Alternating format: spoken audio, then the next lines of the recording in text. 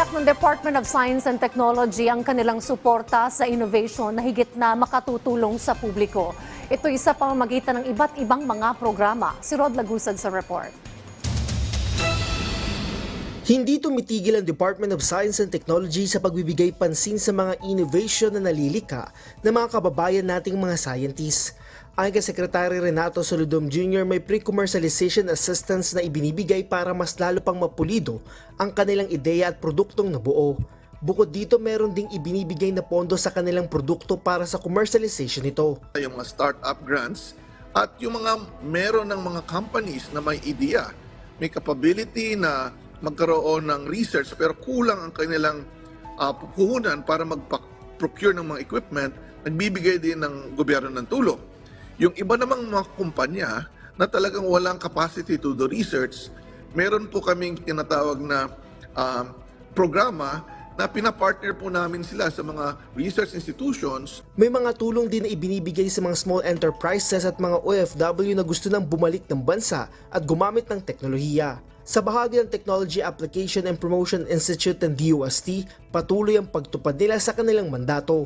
Ito pong TAPI ay talagang nakatutok yan sa mga inventors, researchers na gustong mag-commercialize ng kanilang invention o di kaya ay magkaroon ng financing.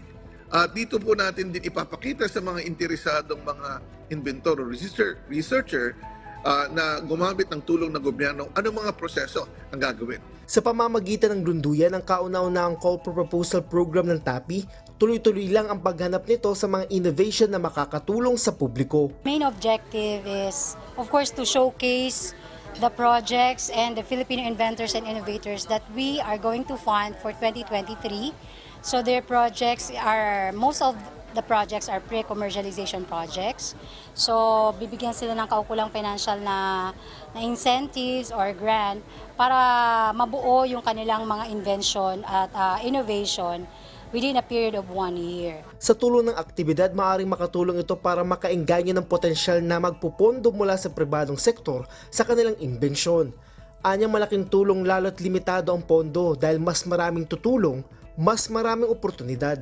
Yung mga sektor na aming napili para sa taong ito ay nagmumula doon sa sektor ng agriculture, ng health, ng energy, and emerging technologies. Kasi we understand na yung primary goal ng ating DOST ngayon is to be able to assist and respond in terms of food security concerns and health security concerns. Kaya hinikahit nila ang mga may ideya ng innovation o mga invention na makipag-ugnayan sa kanila.